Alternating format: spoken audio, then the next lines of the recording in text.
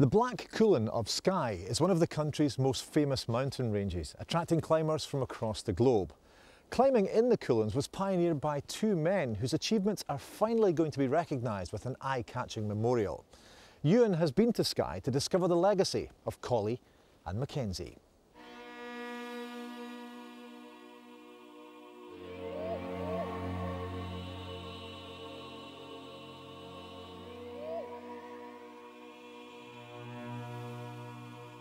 There's no doubting the iconic status of the Cuillins, and in their turn, these mountains have produced a few icons of their own. Two simple gravestones mark the final resting place of pioneering climbers John Mackenzie and Norman Collie. Their achievements make them legendary figures in the world of climbing. Collie and Mackenzie made the first ascents of some of the Cuillin peaks. And now, more than 100 years since they started climbing together, plans are in place to erect a fitting and highly visible monument in their honour. John Mackenzie, he was born in Sconser, son of a crofter there. Mackenzie, at a very early age, obviously had a love for the mountains, and at 10 years of age he was supposed to climb Sligachan. This is the one behind us? The one behind us. It's quite an achievement for a wee boy. It was. He went on to be a renowned rock climber and became the Scottish first climbing guide. Collie was a client, and they just seemed to have really struck it off.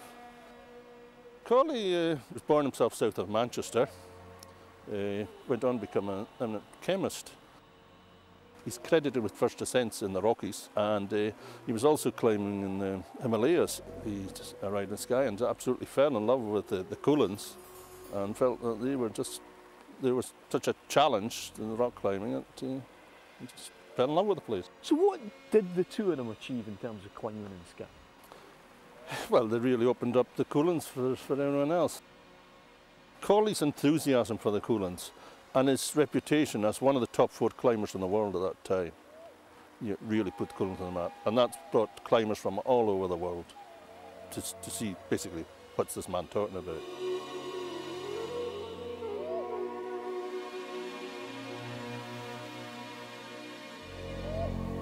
So how are they remembered at the moment? They're remembered in the moment with Sligachan after Norman Collie, Norman's Peak. Cuillin after Mackenzie's Peak. I think they deserve a lot more, and I think people need to know a lot more. People know the names of the Cuillins, but they don't know why they're called that, where the names came from. Determined to keep their names alive, a group came together to find a new way to remember the pioneers. We came about with John Muir Trust, bought over Sconser, and John Mackenzie being one of the sons of Sconser. We thought it'd be quite good to commemorate him. Steve Tinney, an artist and teacher in Portree High School, came forward with a maquette of the sculptor, and we sort of took the idea from there. I came through Glasgow School of Art in the 80s, and there was an emphasis on figure painting and figurative work, sculpture. When I came to Skye, obviously the mountains play a big part, but I always had an interest in figures in the landscape. I started thinking about a sculpture, and I thought, well, who would you do? Collie Mackenzie seemed the obvious one to do because of the link with the Cuillin, and also it's such a great story. What attracted me to it was the fact that they're from very different backgrounds, and yet this sort of focus on the mountains brought them together. I made the maquette, took it down to some people I knew down in Sconser, and the thing just sort of moved on from there. We decided that we'd try and raise the money ourselves. The sculpture itself weighs 400 kilos, 400,000 grams, and the thoughts were that we could sell it off at £1 a gram. So that's when the certificate scheme came about. It's a bit like buy a brick, giving people the opportunity, punters out there, to buy into it. So there's been quite a number of folk from all over UK, not just Skye itself, but all over UK, have bought certificates, bronze. It's something that's for the island, it's for Skye. It's not just for Sconser itself, it's for the whole island and for anybody who's interested in climbing and the Cuillins.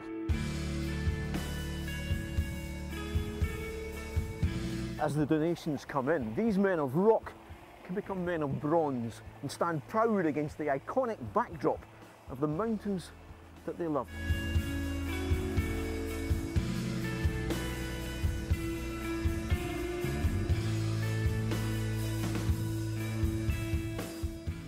Cuillin and the pioneers of Cuillins climbing. Now,